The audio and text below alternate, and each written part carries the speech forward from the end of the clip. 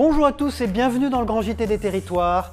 Laissez-moi tout d'abord vous souhaiter une excellente année à tous et à toutes de la part de toute l'équipe du Grand JT des Territoires. Que cette année soit belle et heureuse pour chacun de vous. Ouverte malgré tout. Nous partons dans les Vosges maintenant, où la station de ski de Gérardmer, la Moselaine, a ouvert ses portes en proposant diverses activités, mais évidemment pas de ski alpin, faute de pouvoir faire fonctionner les remontées mécaniques, vous le savez, sur décision gouvernementale. Les premières réactions avec ce reportage des équipes de Via Vosges sur place dans la neige. La neige est là et ils comptaient bien en profiter ce week-end à la station de la Moselaine à Gérardmer pour une ouverture exceptionnelle. Exceptionnelle car de telles conditions d'enneigement précoce ne se présentent pas tous les ans, mais surtout parce que les remontées mécaniques sont à l'arrêt sur décision gouvernementale. Pas de ski alpin donc, mais du trail, des raquettes, du ski de randonnée et bien sûr de la luge. C'est simplement le pur plaisir d'aller faire du ski de rando juste après et d'emmener ma petite nièce profiter des plaisirs de la neige. Mais du coup c'est l'occasion de découvrir des nouveaux sports. Hier j'ai fait un peu de ski de fond que j'avais jamais fait, donc ça sort un peu aussi de nos sentiers battus. Nous on a juste à attendre, finalement on est dans une bonne situation, on n'est que clients. Mais c'est sûr que pour les professionnels c'est compliqué. D'autant plus frustrant pour les professionnels que l'hiver dernier avait été compliqué d'un point de vue météo et déjà écourté par la Covid-19.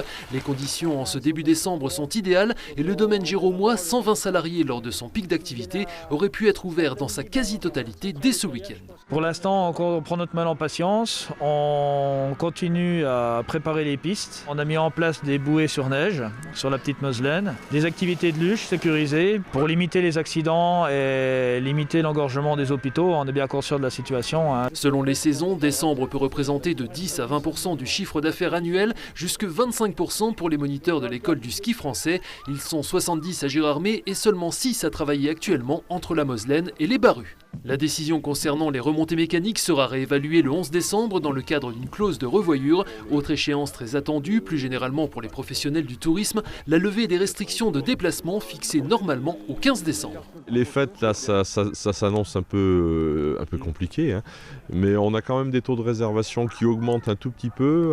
La première semaine, nous, on doit être à peu près à 60% et la deuxième semaine à 70% sur les locations saisonnières. En attendant les prochaines annonces gouvernementales, la station de la Moselaine à Gérardmer sera ouverte dans les mêmes conditions les mercredis, samedis et dimanches, sachant que les licenciés mineurs, sportifs de haut niveau et professionnels peuvent eux accéder aux remontées mécaniques. Dans la vallée du Gier, chez François Colombet, l'ambiance est magique. Des milliers de lumières remplissent son jardin et la façade de sa maison. Les voisins en prennent plein les yeux, plein les mirettes, comme on dit dans nos régions. Et les visiteurs viennent parfois de très loin. Cécilia Ercilla et Lisa Moulin pour la chaîne TL7, Télé Loire 7 sur place, regardez. Sa récompense, François Colombet la trouve dans le regard émerveillé des enfants. C'est trop beau, c'est magique. À travers un parcours, les visiteurs peuvent découvrir le travail de François Colombet. Des kilomètres de guirlandes, des milliers d'ampoules. Le spectacle est fascinant et chaque année différent. On est émerveillé. D'année en année, c'est de plus en plus beau. Et puis voilà, et puis en ce moment en plus, je crois qu'on a besoin de tout ça.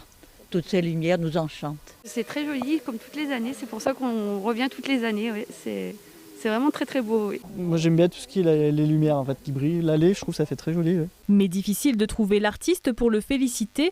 François Colombet est un homme discret qui observe de loin les sourires de ses visiteurs. Ah, c'est une passion. J'aime tellement faire plaisir aux gens qu'on a des gens qui viennent de l'autre bout du département. Pour voir votre maison. Oui, la Haute-Loire, Firminy. Je vous dirais même que l'année dernière, c'est des gens qui viennent dans leur famille. On a eu un couple qui vit en Amérique. François Colombet se fournit chez Ludovic Audouard, spécialiste des décorations lumineuses pour les municipalités et les professionnels. Mais pour son ami, il fait une exception. Il est exigeant, mais il a surtout un regard d'enfant, il adore. Il aime bien, il aime bien voir les nouveautés, il aime bien voir tout ce qu'on peut avoir. Ouais. François Colombet ne se renouvelle pas tous les ans, mais parfois la facture peut grimper jusqu'à 2 000 €. Un investissement qui le place presque au rang des animations officielles de la commune. Ça se sait très bien dans la vallée et les gens circulent et viennent voir avec plaisir cette décoration. Ce sont le genre d'animations qui nous plaisent bien et que les gens ont envie de vivre de plus en plus. Le maire de l'Orme pourrait bien donner un coup de pouce à François Colombet pour les prochaines éditions. Une chose est sûre, ici, c'est un peu lui, le Père Noël. Merci. Nous partons pour la Corse maintenant avec une idée pour vos cadeaux faits maison. La boutique Atelier Instant Création met à l'honneur la récupération et l'imagination. C'est l'idée de cet atelier, transmettre un savoir-faire et favoriser la création plutôt que des achats aseptisés sur Amazon. Le commerce de proximité, la relation client font partie des arguments de cet établissement qui tient autant au commerce qu'à la formation. Un reportage à l'île Rousse de nos confrères de Via Télépaésé sur place. Le concept de départ, c'est de créer un lieu de création pour tout le monde, enfants et adultes, et avoir un lieu de partage autour de la création. C'est un lieu de vie pour nous, donc on l'a conçu avec un espace boutique et puis cet espace dans lequel on se trouve de l'atelier. Qu'est-ce que vous faites dans cette boutique ? On fait de la vente, évidemment, de tout ce qui est matériel de beaux-arts, les arts graphiques et puis les loisirs créatifs. Je suis architecte d'intérieur de métier. La déco, c'est mon truc, je suis tombée dedans très tôt. Et puis j'ai toujours aimé aussi créer de mes mains et je pense que c'est un épanouissement personnel et pour tout le monde. Et aussi c'est un lieu d'échange. Votre atelier, c'est aussi une façon un peu de transmettre ce fait main. J'aime beaucoup m'entourer d'enfants et même d'adultes qui ont la même passion que moi. Et je trouve que l'éveil artistique des enfants, c'est beau à voir, quoi. C'est beau à vivre. Moi, j'aime bien faire toucher à tout. On a pu faire des tableaux sur le thème de la mer, on a fait un peu de couture avec un sac, un pliage pour aller faire les courses. On peut faire de la résine pour expérimenter un petit peu ce que ça fait, le coulage dans des moules. Ça fait quelque temps maintenant qu'il y a cette tendance du DIY, qu'on appelle le fait maison. Comment vous pouvez l'expliquer ? C'est peut-être un contre-courant de tout ce qui est numérique. Et puis il y a aussi tout le côté récup. Qu'est-ce que vous voulez mettre en valeur dans cette boutique ? C'est un peu la caverne d'Ali Baba. Et moi, ce que j'aime aussi dans ma boutique, c'est apporter beaucoup de conseils. C'est ça l'avantage d'un commerce de proximité. C'est le conseil. Sinon, sur Amazon. C'est pour ça qu'on existe. Je suis une passionnée de tout ce qui est créatif, en fait. Donc, j'aime bien le transmettre. Je trouve que c'est chouette. Bonjour Guillaume Fischer, merci d'être l'invité du Grand JT des Territoires en duplex de Tours. Vous avez écrit un livre et c'est pour ça que vous êtes avec nous aujourd'hui chez Food Édition. Ce livre s'appelle 100 marques cultes, Label France.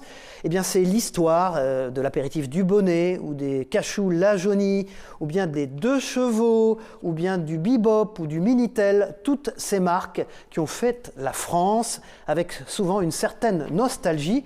Alors pourquoi cette idée de livre ? Comment cela vous est-il venu, Guillaume Fischer ?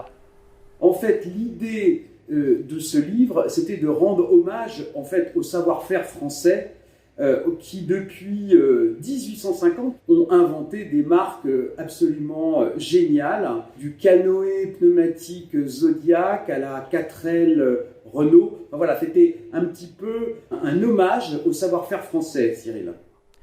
Au fond, Guillaume Fischer, il s'agit du Made in France avant que ce soit à la mode.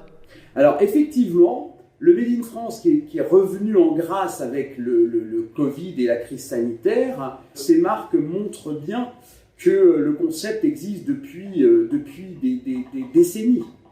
Alors on le voit dans ce livre, des marques ont totalement disparu et puis d'autres sont toujours bien vivaces. Comment vous expliquez que certaines sont encore présentes dans notre quotidien et d'autres, eh bien, on ne les voit plus du tout ? Une marque, pour qu'elle soit résiliente et qu'elle reste, elle doit réussir à passer l'air du temps. Alors que ce soit en termes de design, que ce soit en termes de technique, pour passer les siècles, il doit y avoir également la qualité de la marque, la remise en cause, le renouvellement, et celles qui effectivement ont disparu, souvent, elles ont été victimes un petit peu, pas d'archaïsme, mais enfin en tout cas d'immobilisme. Merci Guillaume Fischer. Je rappelle que vous avez écrit ce livre avec Raphaël Turca, rédacteur en chef notamment du magazine Technicart et qui est votre co-auteur pour ce livre 100 marques cultes, Label France chez les éditions Food Édition. Un excellent cadeau par ailleurs pour les fêtes. Merci beaucoup Cyril. Cette belle histoire maintenant, qui pourrait être une histoire de Noël, en tout cas elle pourrait donner le sourire à beaucoup. De l'Albanie à l'Occitanie, voici le parcours hors du commun de Xuran. Arrivé il y a 4 ans sur le territoire, il était considéré comme un mineur isolé. Il a été pris en charge par les services sociaux et il a décroché une formation en apprentissage au collège Émile Alain de Carcassonne et s'illustre dans la cuisine française. Cette année, lui et sa recette apparaissent dans le livre d'Agri-Local, un guide qui met en avant les produits locaux à rayonnement international. Son histoire est racontée par les équipes de Via Occitanie sur place. Regardez. Comme chaque mercredi à l'heure du repas, le réfectoire du collège Émile Alain à Carcassonne est vide.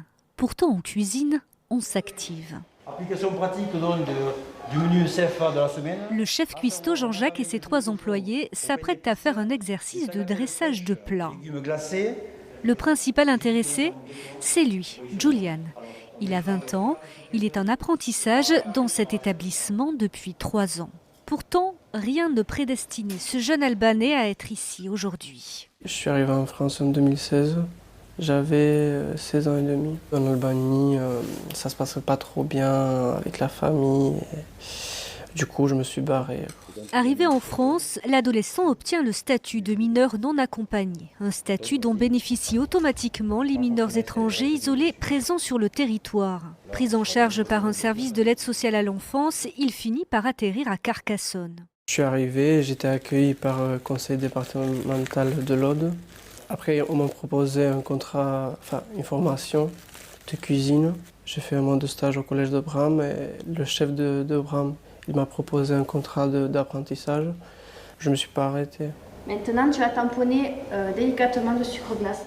Julian obtient alors un statut de travailleur indépendant. Un parcours exceptionnel et qui ne s'arrête pas là. Cette année, un de ses plats a été sélectionné pour figurer dans le livre de recettes d'Agri-Local, une plateforme qui promeut les produits locaux. Il gagne, grâce au tev biprech, un plat traditionnel albanais. C'est surtout cette configuration, je dirais, d'adaptation d'un produit albanais et d'une recette albanaise à la sauce audoise made in pays Qatar. Et donc ça, c'est quelque chose qui a fortement interpellé le jury national. Une recette albanaise avec des produits audois. Finalement, ce plat, c'est un peu l'histoire de Julian, celle d'une intégration réussie. Prenons de la hauteur, direction la Tête de Chien à la Turbie, où un hélicoptère est intervenu il y a quelques jours, et ce, pour les besoins de travaux de consolidation d'une falaise à proximité. Ce sont des images de nos confrères sur place de Monaco Info, un reportage de Sandrine Nègre et d'Alexandra Paolini.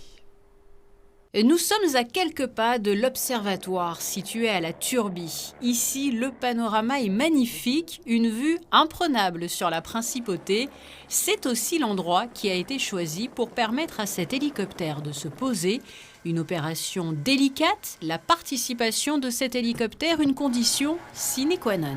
Alors aujourd'hui, ont été réalisées les opérations d'héliportage pour pouvoir amener le matériel nécessaire donc, aux travaux de réhabilitation des confortements, donc des confortements existants de la falaise du Botugan. On est actuellement sur la Tête de Chien et une centaine de mètres en contrebas, on va trouver la falaise du Botugan.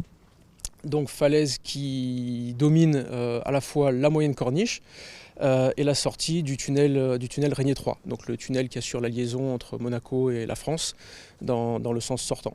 Une falaise qui, dans les années 90, a été équipée de 62 ouvrages de confortement pour prévenir les chutes de pierre et maintenir ainsi la sécurité sur la moyenne corniche. D'ici la fin de l'année, on va commencer à conforter certains blocs, c'est-à-dire on va poser des câbles et forer les rochers en profondeur pour enfiler des barres qu'on appelle des crayons, des boulons d'ancrage, qui sont des barres assez longues, entre 4 et 5 mètres. Pour stabiliser ces anciens ancrages qui sont maintenant trop vieux, trop anciens. Et ensuite, en janvier, on va transporter un autre compresseur beaucoup plus gros qui va nous permettre, avec une autre machine qui est bien plus grosse que celle qu'on va utiliser maintenant, c'est un T21, ça s'appelle, c'est une espèce de marteau-piqueur, mais auquel on rallonge des tiges pour forer la roche. Et tandis qu'en janvier, on va avoir une autre machine qui, elle, va forer plus profond aussi. Et qui permettra ainsi la pose de barres de plus gros diamètre. Nous suivrons d'ailleurs cette étape afin de mesurer la dimension acrobatique de ce type de travaux. Nous partons maintenant dans la rubrique Éco-région pour la Charente-Maritime, dans ce grand JT des territoires, à la rencontre d'une société qui s'appelle Shark Industries, une société spécialisée dans les robots industriels. Michel Picot, bonjour, vous nous en dites plus sur cette PME très made in France qui commence à rayonner dans le monde et même jusque dans l'espace. Bonjour Cyril, bonjour à toutes et à tous. Shark Robotics a été créé en 2016. Ils sont installés à 2 pas de La Rochelle et c'est là qu'ils fabriquent entièrement leurs robots industriels jusqu'à la batterie. Mission de leurs robots, éloigner l'homme des zones à risque. On les trouve donc dans les domaines de la sécurité, de la défense, de l'industrie, de l'énergie et du nucléaire. Et plus surprenant, en 2016, lors de l'incendie de Notre-Dame de Paris, c'est leur robot pompier qui est entré seul dans le monument en flammes où la température a atteint les 800 degrés.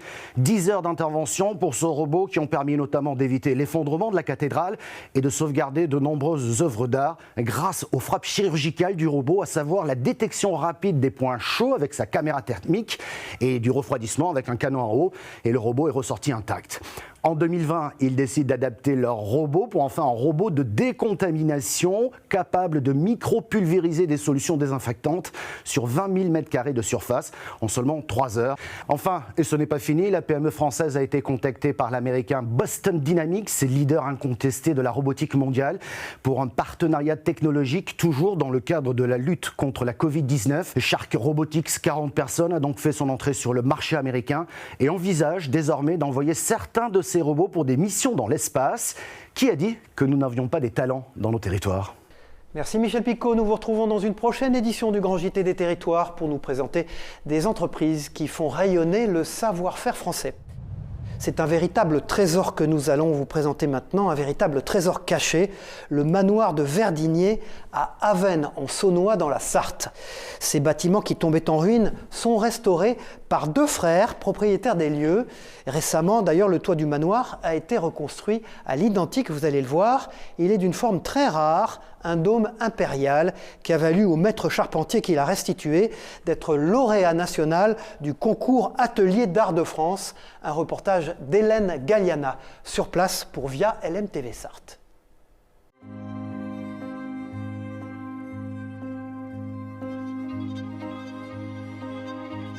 Le manoir de Verdigné est niché au fond d'un long chemin de terre.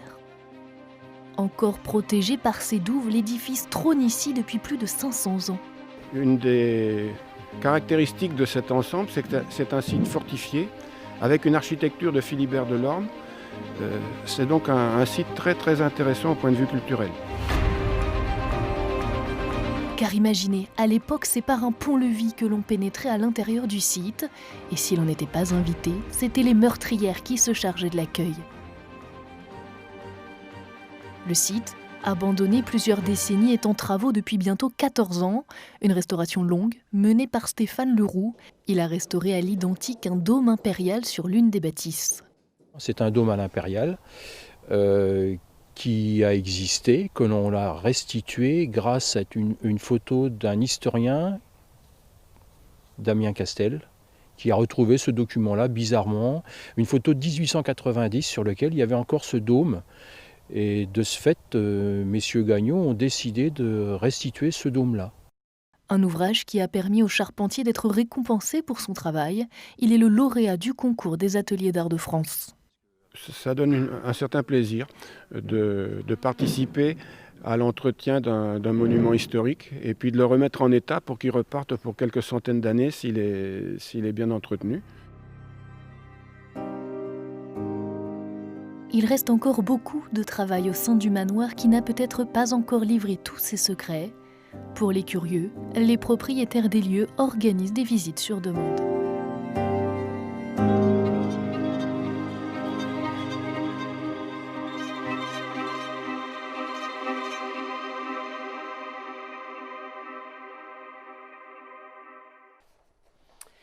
Voilà, Noël, c'est aussi parfois le moment de rêver un peu. Nous partons à Lorient pour un voyage long cours qui va vous faire rêver.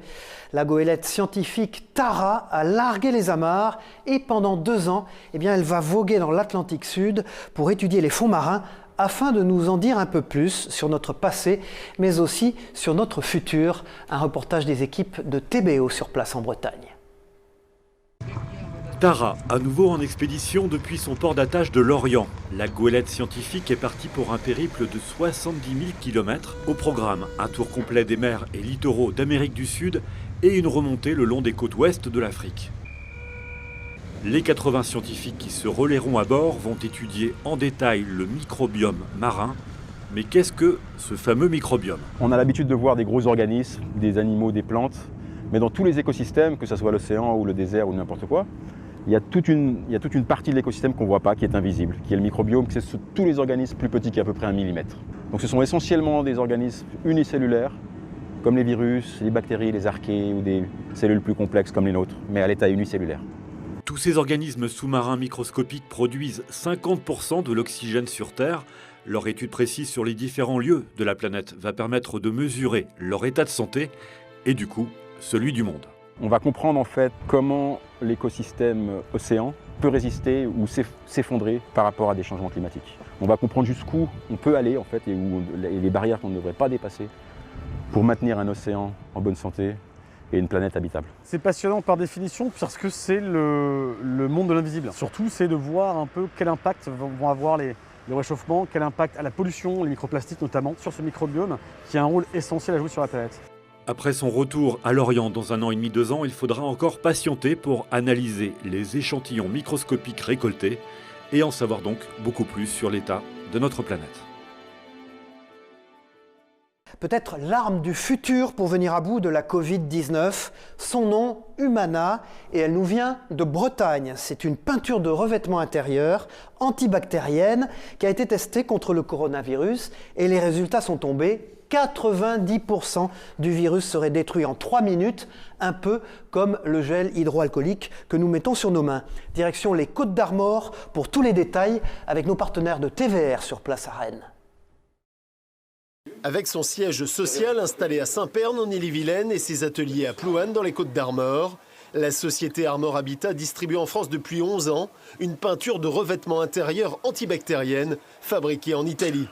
À l'aune du Covid-19, le produit a été testé en laboratoire en y déposant la souche du coronavirus. Le résultat est tombé au mois d'octobre. Le laboratoire en fait indique que dans les 3 premières minutes, 90% de l'ADN du virus est détruit et dans les 15 premières minutes, 100% de l'ADN est détruit. Donc il ne reste plus rien au bout de 15 minutes.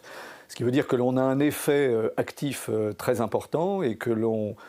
À l'identique des gels hydroalcooliques, on peut dire que l'on est là dans une réduction de la transmission du virus par voie de contact dans tous les lieux publics, dans toutes les salles d'attente des médecins ou des professions libérales, dans les hôpitaux, les EHPAD, les écoles, les crèches. Bien évidemment, cette peinture peut avoir un effet très intéressant sur la propagation du virus. Pour obtenir de tels résultats, le principe actif de cette peinture intitulée Humana est protégé par un brevet qui intègre des nanomatériaux infiniment petits. Les produits actifs contenus dans la peinture qui vont tuer effectivement ces virus sont issus d'une réaction avec des matières qui sont plutôt des matières minérales qui vont réagir avec la lumière. Donc la lumière, ce sont des produits ce qu'on appelle photocatalytiques. Un petit peu comme certains composants électroniques aujourd'hui peuvent réagir en produisant de l'électricité avec de la lumière, comme les panneaux photovoltaïques. Désormais doté de l'étiquette anti-Covid, Humana est en vente à destination des professionnels depuis 3 semaines. La société Armor Habitat et son enseigne Armodis a l'exclusivité de sa distribution sur le marché français. Pour ceux d'entre vous qui aiment les visites et les excursions, eh bien si vous vous promeniez dans une ville avec toutes les archives en poche, c'est ce que vous propose ce reportage. Alors imaginez-vous en Bretagne, dans la ville de Rennes, et découvrez des images d'archives et d'histoires inédites de la commune grâce à une appli qui est avec vous. Pour tout savoir et pour tout comprendre, voici les détails avec nos confrères sur place de TVR à Rennes. Archives en poche, c'est la nouvelle application qui permet de découvrir Rennes à travers des films amateurs. Le concept propose de visionner des images inédites directement sur son smartphone grâce à la géolocalisation. Pour l'instant, une quinzaine d'archives est présentée sur l'application. Quand on attend quelqu'un, ou alors sur le chemin de l'école, ou en faisant ses courses, on se dit tiens, il y a peut-être quelque chose à découvrir par ici, on regarde, il y a un point d'intérêt juste à côté, et on redécouvre la petite ou la grande histoire. La crue de la Vilaine en 1966, la libération de Rennes en 1944, ces films argentiques inédits sont issus des fonds de la Cinémathèque de Bretagne. C'est une manière de rendre hommage aussi à des hommes et des femmes qui, à leur manière, avec les moyens du bord, ont capté des moments qui sont entrés dans la postérité. Des moments qu'ils ont tournés souvent innocemment, hein, sans se dire qu'un jour, ces images seraient conservées, documentées et valorisées pour que le plus grand nombre, en 2020, puisse s'en emparer. Rennes sert de ville pilote pour le lancement de l'application. Si le concept trouve son public, Archives en poche pourrait être décliné dans d'autres petites et grandes communes bretonnes. Voilà, fin de cette édition spéciale Nouvelle Année du Grand JT des Territoires. Nous vous souhaitons, toute l'équipe du Grand JT, une excellente, belle et heureuse année. Et à très vite sur vos chaînes locales et régionales et sur TV5 Monde. Bonne année à tous.